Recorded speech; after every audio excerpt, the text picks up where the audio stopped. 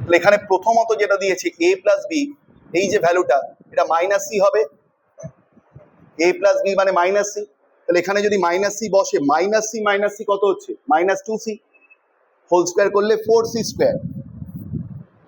এই যে প্রথম পার্টটা আছে a প্লাস বি এর মান কত হলো, মাইনাস সি হয়ে গেল।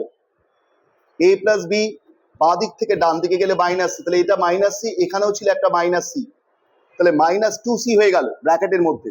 তাহলে minus two C K whole square করলে ফোর সি স্কোয়ার। সেই একইভাবে সি প্লাস এর মান কত, মাইনাস বি হবে। একটু ভাবো, এখানে সি প্লাস এর মান, বি চলে যাবে কোন দিকে, ডান দিকে, মাইনাস বি, তাহলে এখানে হবে ফোর বি স্কোয়ার। এই পার্টটা টোটালটা চলে আসবে মাইনাস টু বি, তাহলে হয়ে যাচ্ছে ফোর বি স্কোয়ার। এবং ফাইনালি পাচ্ছি আমি এ,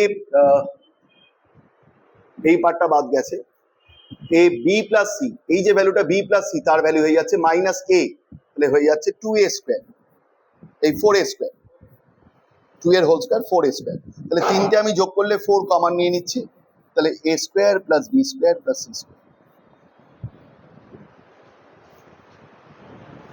এ প্লাস বি এর মান minus C, B plus C এর মান মাইনাস এ, সি প্লাস এর মান মাইনাস বি।